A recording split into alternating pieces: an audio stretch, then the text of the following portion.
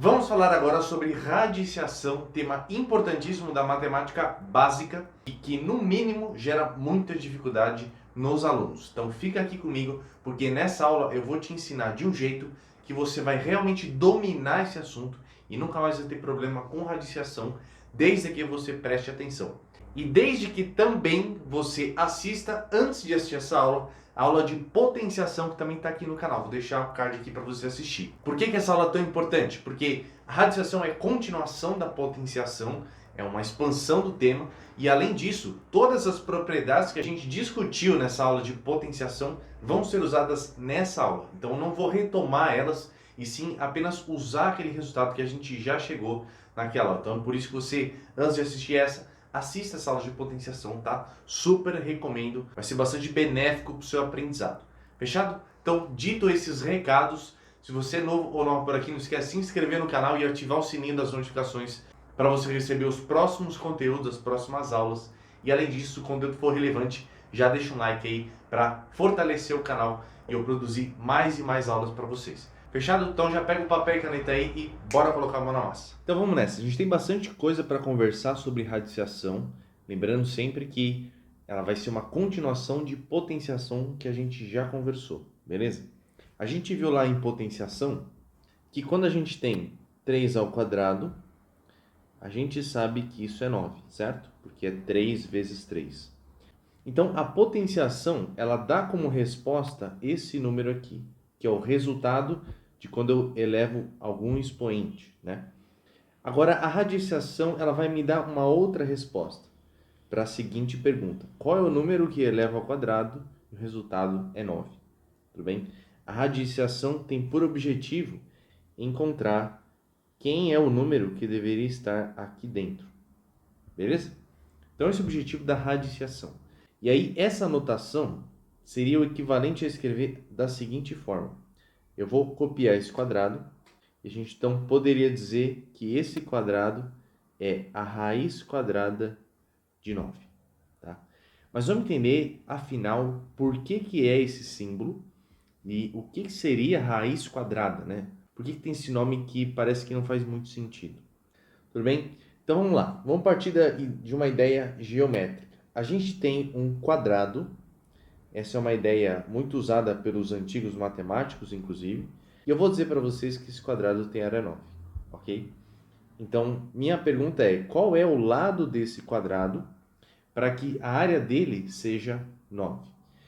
É óbvio que você muito provavelmente saiba, né? Inclusive a resposta já está aqui no exemplo que eu iniciei a aula, que esse lado seja 3, tudo bem?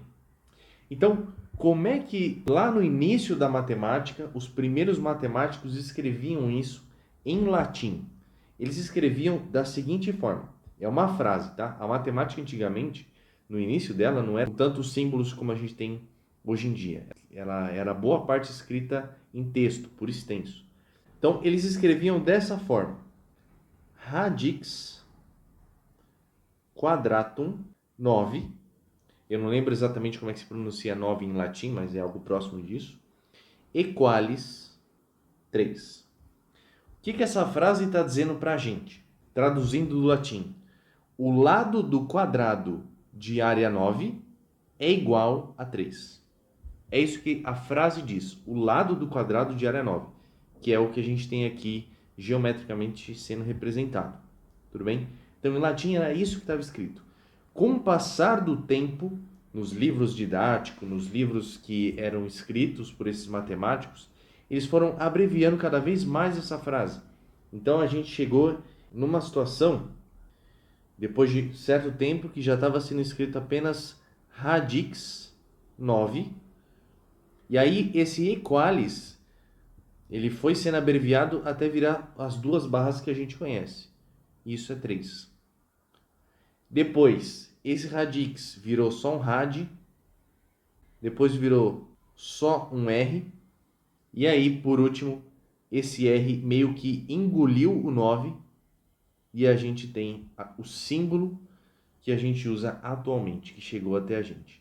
Então, esse símbolo, na verdade, é o R da palavra radix. E a palavra radix não significa raiz, ela significa lado. O lado do quadrado de área 9 é 3. E aí a gente traduziu aqui no português para raiz quadrada, que basicamente não tem nada a ver, né? Então, já tendo a noção do que a palavra significa e do que esse símbolo significa também, né? Ele veio sendo carregado por razões históricas, a gente já consegue ter uma ideia bem melhor do significado de raiz quadrada e do que no fundo está sendo representado. Beleza? Ok, então já sabemos que raiz quadrada, na verdade, é um lado de um quadrado de determinada área, certo? É uma forma de você enxergar. Então a gente pode fazer agora uma comparação, tipo de uma tabela, para a gente comparar as potências com as raízes, as radiciações. Só para a gente entender como é que elas se relacionam. Então a gente tinha lá na potenciação que 1 ao quadrado é 1, que 2 ao quadrado é 4, que 3 ao quadrado é 9 e assim por diante. Agora, aqui na radiciação, a gente vai ter o contrário, que é o seguinte: se eu quiser saber qual é a raiz quadrada de 1, ou seja, o lado do quadrado de área 1, isso é 1. Se eu quiser saber a raiz quadrada de 4, o lado do quadrado de área 4, isso é 2. Se eu quiser saber a raiz quadrada de 9, isso é 3. Raiz quadrada de 16, isso é 4. Raiz quadrada de 25, isso é 5, e assim por diante. Então veja que o que era resultado da potenciação agora vai estar dentro da raiz quadrada, né? Porque de um lado a gente usava o lado do quadrado para achar a área. Isso só um exemplo geométrico, né? Não necessariamente é um quadrado, mas só para você entender. Aqui a gente está usando a área para achar o lado, né? Então a gente pode dizer que uma é a operação inversa da outra. Só que olhando nessa tabela, deve surgir a seguinte pergunta: se eu quiser tirar, por exemplo, a raiz quadrada de números que não são tão óbvios, que não estão nesse lado aqui da tabela. Por exemplo, a raiz quadrada de 10. Quanto que ela deve ser? E a raiz quadrada de 5. Ou a raiz quadrada de 2. Né? A gente não tem esses valores aqui. Você vê que eles dão certos saltos, né? Então a gente acaba perdendo um monte de número aí que, pelo que parece, não tem raiz quadrada. E o fato é que depois de um tempo, descobriu-se que esses números é o que a gente chama de irracionais. Ou seja, o resultado dessas contas não são números que podem ser representados por frações, né? A gente não consegue representar por frações e, obviamente, não são números inteiros, né? Aqui, essas raízes quadradas são exatas porque a gente tem um número inteiro de lado do quadrado que dá a área que a gente quer, que está em azul. Agora, neste caso aqui, a gente não tem esses valores, não são números inteiros. Então, é o que a gente considera na matemática como números irracionais. Beleza? E, obviamente, a gente já sabe calcular esses números. A gente tem uma aproximação desses números irracionais. Vou colocar aqui para vocês terem uma ideia. Por exemplo, raiz de 10, ele é aproximadamente 3,16. E é claro que ele tem infinitas casas decimais. O raiz de 5, ele é aproximadamente 2,23, que também tem infinitas casas decimais. E o raiz de 2, também super famoso, bastante usado, é aproximadamente 1,41, claro, com infinitas casas decimais. Então, essas são as aproximações do que seria o raiz de 2. Então, o que isso significa? Se você pegar esse 1,41 e elevar ao quadrado, ou seja, multiplicar por ele mesmo, você vai chegar muito próximo de 2. Tudo bem? Então, esse deveria ser, entre aspas, o lado do quadrado de área 2. Faz sentido? Beleza, então já entendemos o significado de raiz quadrada, vimos que na verdade é a operação inversa da potenciação e que podem surgir aí números que a gente chama de irracionais. Agora vamos fazer uma outra descoberta baseado nesse exemplo simples aqui que a gente já pegou. Então vou reescrever aqui. A gente sabe que 3 ao quadrado, que na verdade é 3 vezes 3, isso resulta em 9. A gente também sabe que a raiz quadrada de 9 é 3, né? É o que a gente estava vendo. Então, ao invés de eu escrever 3 aqui, eu vou escrever como raiz quadrada de 9. Então, a gente tem raiz quadrada de 9, raiz quadrada de 9 é igual a 9, certo? 3 vezes 3 é 9. Então, se eu quiser saber, já que a gente tem um símbolo, né? A raiz quadrada é um símbolo. Não é muito útil para fazer conta, né? Se eu quiser saber se esse símbolo representasse algum expoente, algum número, a gente poderia tentar investigar isso e ver se realmente eu posso, ao invés de trabalhar com esse símbolo, trabalhar com um número. Vamos investigar então. Então, eu vou falar que esse raiz quadrada de 9 é 9 elevado a alguma coisa, que vai multiplicar esse 9 elevado a essa mesma coisa, que seria o expoente da raiz quadrada, isso vai dar 9. Só que esse 9 da direita, como não tem nenhum expoente, é um expoente 1.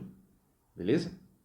E aí, como a gente viu na aula de potenciação, quando eu tenho duas bases iguais se multiplicando, eu posso simplesmente somar os expoentes.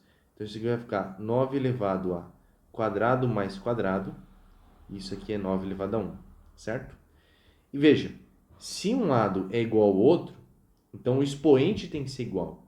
Então, eu vou falar que isso aqui é quadrado mais quadrado, que é 1. Basicamente, então, 2 quadradinhos, que resulta em 1. Isso significa que o quadrado é meio. E aí a gente chega nesse resultado absolutamente importante, que é a gente descobrir que, na verdade, a raiz quadrada representa um expoente meio. Então, vou colocar isso daqui para vocês. Escrever raiz quadrada de 9 é a mesma coisa que escrever 9 elevado a meio. Então, é isso que a gente queria chegar. Um expoente numérico que tem o mesmo significado da raiz quadrada, mas que agora permite a gente fazer uma série de contas. Isso que é absolutamente importante. É algo extremamente útil para a matemática que vai dar muito mais flexibilidade para as contas que a gente vai fazer. Tudo bem?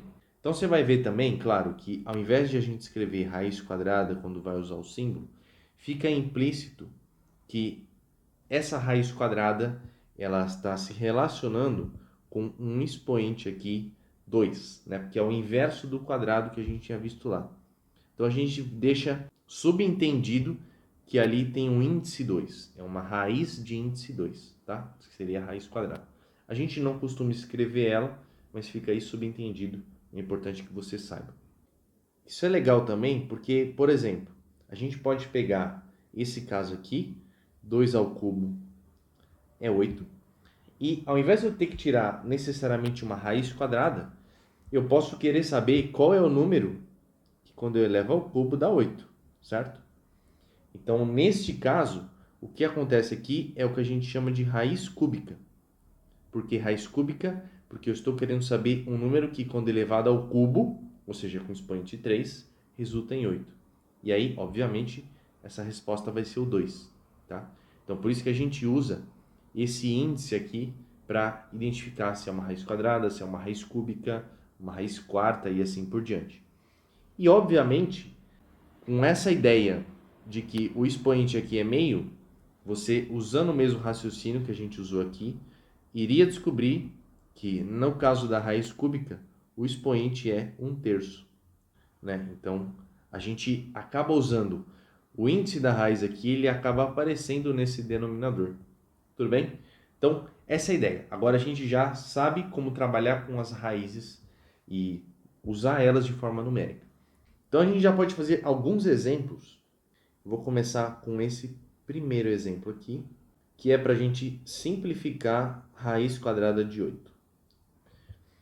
Tá? Não vou deixar nenhum índice aqui, então fica subentendido que é raiz quadrada mesmo. Então, como é que a gente pode escrever isso de outra forma? Primeira coisa, eu posso falar que isso daqui é uma raiz quadrada de 2 ao cubo. Isso vem lá da nossa aula de potenciação.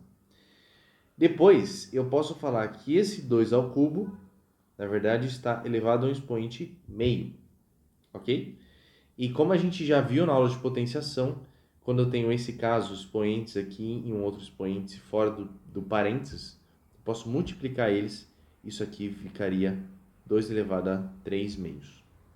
Então, é uma forma aqui de eu escrever esse número com expoente numérico, tá?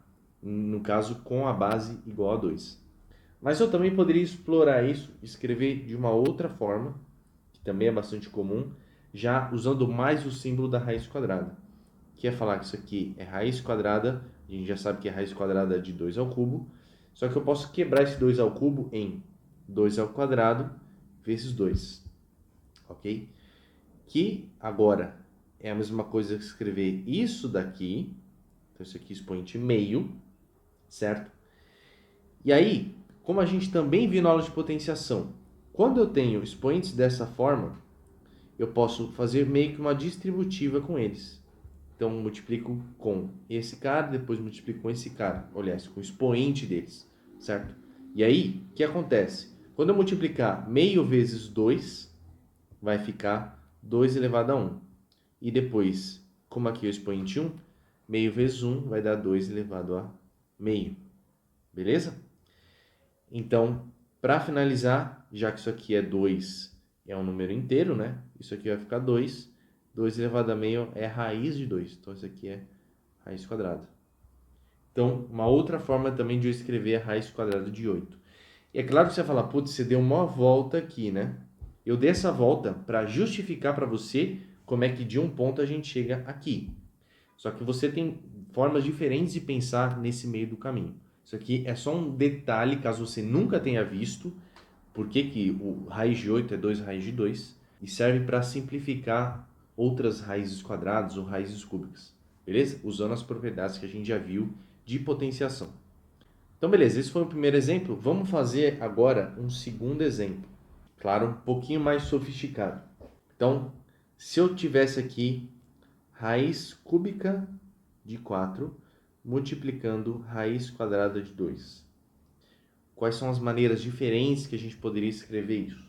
Primeiro, esse 4 aí, eu posso falar que ele está elevado a 1/3 e esse 2 está elevado a meio, ok? Depois, esse 4, eu posso escrever ele como 2 ao quadrado. Isso é útil para deixar todo mundo na base 2. Então, aqui 2 elevado a meio. Continuando, esses caras aqui vão se multiplicar. Então, eu vou ficar com 2 elevado a 2/3, que multiplica 2 elevado a meio. E aí, como agora eu tenho a mesma base, eu posso somar os expoentes, né? Já que elas estão multiplicando. Então, vai ficar 2 elevado a 2/3 mais meio. E aí, se você não viu ainda a minha aula de frações, recomendo que você assista essa aula, porque, entre outras coisas, eu te ensino você a transformar a fração equivalente sem ficar pensando em MMC nem nada. É só você pensar aqui, ó. Eu tenho o denominador 3 e o denominador 2. Escolhe qualquer múltiplo que seja múltiplo de 3 e de 2 ao mesmo tempo. Pode ser o 6, o 12, o 18, o 24, qualquer um desses, tá bom? Então, claro, eu vou pegar o 6 para dar menos conta, mas o resultado vai ser igual. Então, isso aqui vai ficar 2 elevado a denominador 6 mais alguma coisa com denominador 6. Para eu chegar do 3 para o 6, eu tive que multiplicar por 2. Então, aqui em cima, eu também vou multiplicar por 2. E a gente vai chegar em 4/6. E na mesma coisa agora, esse 2 para chegar no 6, eu tive que multiplicar por 3. Então, eu vou pegar esse 1 e multiplicar por 3 também. E a gente vai chegar em 3/6. Então, finalizando, isso aqui é 2/7/6. Ou, posso escrever isso aqui também como raiz sexta de 2/7. Esse é um jeito. Ou raiz sexta de 128. Legal? Esse é um jeito de escrever esse resultado dessa conta. Vamos para um outro jeito, porque vale a pena a gente explorar essas maneiras diferentes para fixar o conteúdo que a gente está vendo nessa aula. Então, esse 2/7, eu posso falar que é 2/6 vezes 2, certo? E pelo mesmo motivo que a gente já conversou, eu vou escrever isso aqui como 2/6 vezes 2 elevado a 1/6. Vou pegar esse expoente e distribuir nos outros expoentes. Então, isso aqui vai ficar 2 elevado a 1 vezes 2 elevado a 1/6. E aí, então, simplesmente vai sobrar 2 vezes raiz sexta de 2. Então, Esse é uma outra forma de responder, é equivalente, tá? Caso você se depare com um exercício desse tipo, pedindo para você escrever isso de outra forma ou algo assim, você pode dar essa resposta assim, ou assim, ou assim, beleza? Fica aí a teu critério, mas é importante que a gente explore, pelo menos nessa aula, essas maneiras diferentes de escrever. Agora vamos falar um pouco sobre como é que os números negativos se comportam nessa história toda. Porque até aqui a gente trabalhou com números positivos, mas vamos ver o que acontece.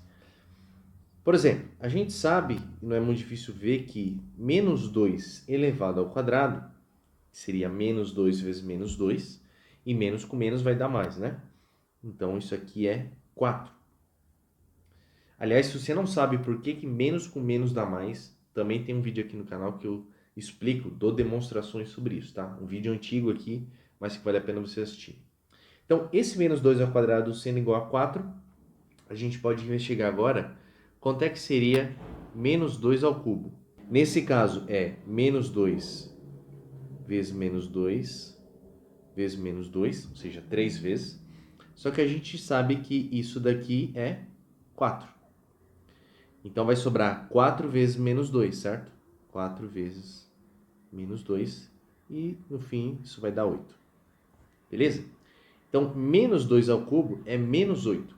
Ele manteve o sinal negativo, curiosamente, porque aparecem aqui 3 fatores com sinal negativo, né? Então, se eu tenho essa quantidade ímpar de números negativos, a multiplicação deles vai continuar dando negativo. Mas isso não acontece quando o expoente é quadrático, quando o expoente é 2. Então, isso significa que, por mais que a raiz de 4 seja 2, a raiz de menos 4 não tem resposta. Não existe um número que, elevado ao quadrado, dê negativo. Por esse motivo de que menos vezes menos daria mais. Então, não tem como dar menos 4. Então, a gente diz que esse número aqui em especial, ele não é um número real. Ah, mas a gente trabalha com ele na matemática? Sim, a gente trabalha quando fala sobre números complexos, números imaginários. Mas nesse momento, como a gente está na matemática básica, a gente não vai trabalhar com ele, tá? Mas é importante que você saiba que ele existe. Agora, quando a gente tem uma raiz cúbica de 8, por exemplo, a gente sabe que isso é 2. E a raiz cúbica de menos 8, a gente viu aqui em cima, é menos 2. Então, tanto raízes cúbicas positivas quanto negativas são números reais, dão resultados que são números reais, né? Diferente da raiz quadrada, que a gente, entre aspas, tem que descartar essa situação. Então, já é uma dica aí, sempre que os expoentes forem ímpares, tem essa possibilidade de dar um resultado negativo e automaticamente de ter uma raiz com um número negativo dentro, beleza? Se o expoente for ímpar, pela quantidade de fatores que vai aparecer aqui, tá bom? Então olha que interessante, você tem que tomar alguns cuidados quando você for tirar a raiz quadrada, então a partir de agora, principalmente quando envolver números negativos. Quando a gente tem isso daqui, eu quero tirar a raiz quadrada de menos 2 ao quadrado. Então, eu sei que lá dentro vai dar 4. Menos 2 ao quadrado é 4. E aí eu tiro a raiz quadrada, isso é positivo, tá? Então, que fique claro que a raiz quadrada, a saída, a resposta dela é sempre positivo. A raiz quadrada sempre dá um resultado positivo. Só que você poderia tentar fazer outra coisa aqui, ó. Poderia tentar fazer isso aqui, ó. Menos 2 ao quadrado, tudo isso elevado a meio.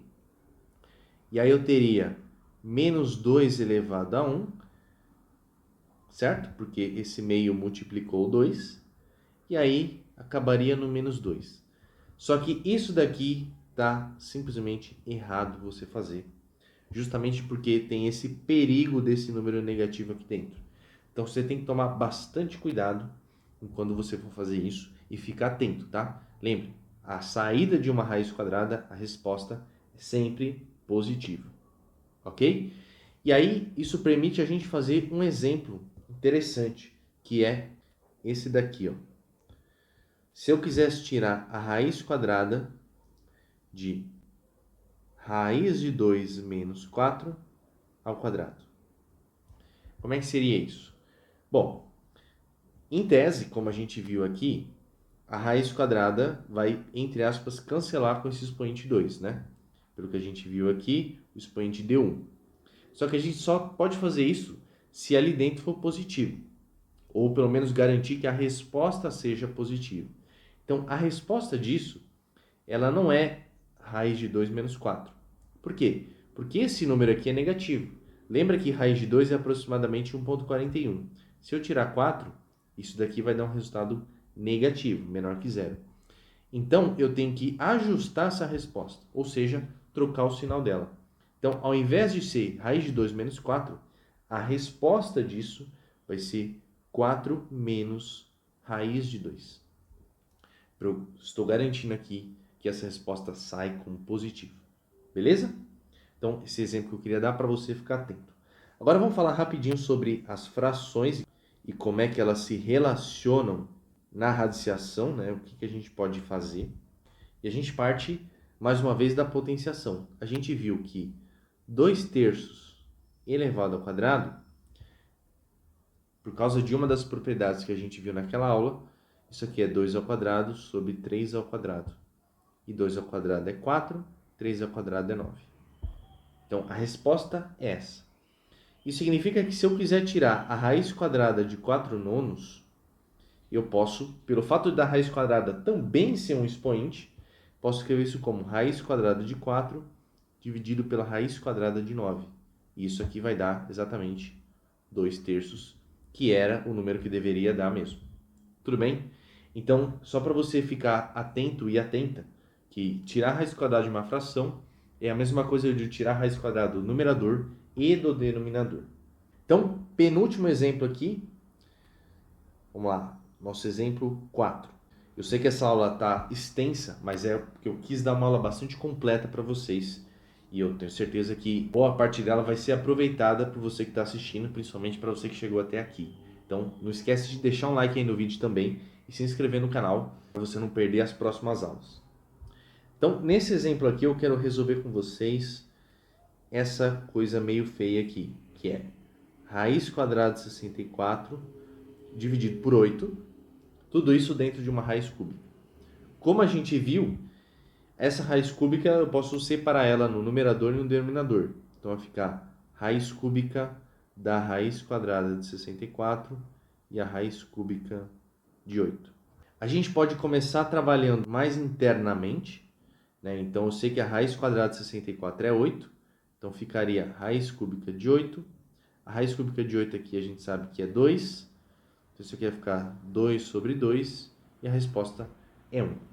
Então, incrivelmente, essa coisa feia dá 1. Agora, eu poderia trabalhar de uma outra forma aqui, e eu quero mostrar isso de forma separada. Então, vou fazer uma observação aqui. Se eu pegar a raiz cúbica da raiz quadrada de 64, eu posso falar que isso é 2 parênteses, 64 elevado a meio elevado a 1/3. E aí eu posso multiplicar os expoentes e ficaria 64 elevado a 1/6. Veja que a propriedade que faz eu multiplicar esses expoentes continua valendo, mesmo que os dois sejam expoentes fracionários, né?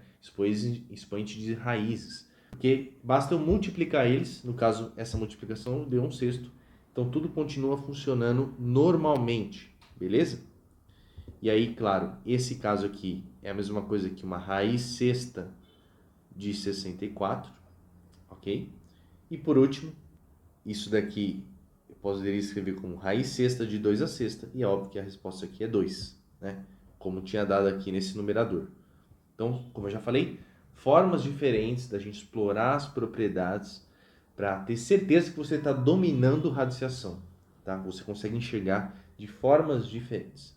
Então fica aqui um desafio e eu vou resolver com vocês aqui nessa aula, mas quando eu apresentar ele, eu quero que você pause o vídeo e tente resolver, tente me responder com o que a gente viu nessa aula. Eu acho que vai ser bastante produtivo quando você tenta, e mesmo que não chegue na resposta, você pelo menos vai descobrir onde é que está a sua dúvida quando vê eu resolver.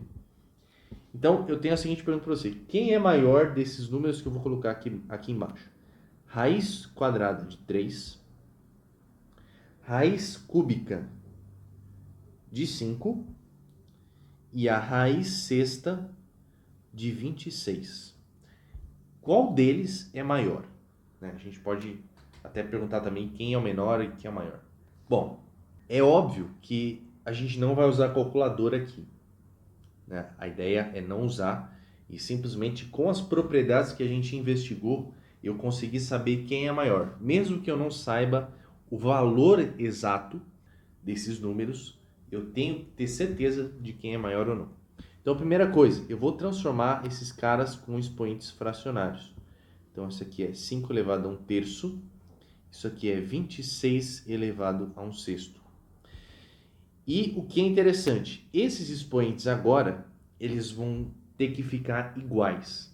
Por quê? Porque eu preciso de algum parâmetro para comparar. Como está todo mundo diferente, os expoentes, a base, está tudo diferente, eu não consigo mexer muito na base para deixar elas de forma igual, a não ser que dê muito trabalho. Então eu vou mexer nos expoentes, eu vou deixar as raízes com o mesmo índice, beleza? Então, claro, se aqui eu tenho 2, um 3 e um 6, eu vou deixar todo mundo com o denominador 6, tá? Então aqui, ó, para eu transformar a fração meio com o denominador 6, lembrando, recomendo que você assista a minha aula de fração, isso aqui é 3/6. Para eu transformar o expoente 1/3 com o denominador 6, isso aqui vai ser 2/6. E isso aqui, esse 26, é 1/6. Beleza? Agora sim eu tenho todos esses expoentes com o mesmo denominador e eu vou voltar na raiz sexta. Então eu tenho uma raiz sexta de 3 ao cubo, uma raiz sexta de 5 ao quadrado e uma raiz sexta de 26. E aí eu vejo, quem é 3 ao cubo? 3 ao cubo é fácil fazer, que é 27. Quem que é 5 ao quadrado? É 25. E aqui, como a gente não mudou nada, mantém o jeito que está. E aí veja, agora o índice da raiz está igual para todo mundo. A única coisa que está diferente é a base. E é olhando para essa base, para o que está dentro da raiz, que eu consigo saber quem vai ser o maior. Obviamente, esse vai ser o maior número, que era o raiz de 3. Então, raiz de 3 é o maior desses números e esse cara daqui é o menor deles. Fez sentido isso? Então, você vê que manipulando de uma forma adequada, a gente consegue fazer essa comparação sem muito esforço, beleza? Você vê que são números extremamente próximos, né? Se a gente fosse até fazer a conta na calculadora, raiz de 3 é aproximadamente 1,73, a raiz de 5 é aproximadamente 1,71 e a raiz sexta de 26 é aproximadamente 1,72. Então, eu peguei números bem próximos mesmo, para que não seja óbvio, olhando assim de imediato, quem é maior e quem é menor, e sim para que a gente faça as contas e veja aqui no último passo para ter certeza que esse é o maior cara. Beleza? Espero que você tenha gostado dessa aula, espero que tenha sido esclarecedora. Se ficar qualquer dúvida, deixa aí nos comentários. E mais uma vez, não se esqueça de se inscrever no canal e ativar o sininho para você não perder as próximas aulas. Fechado? E se você quiser ajudar mais, se essa aula foi realmente útil para você, não esqueça de compartilhar esse vídeo com seus amigos e amigas para que eles também tenham uma base forte em matemática e, especificamente, aprendam radiciação da maneira correta. Fechado? Então, por esse vídeo é isso. Um beijão no seu cérebro e a gente se vê no próximo vídeo.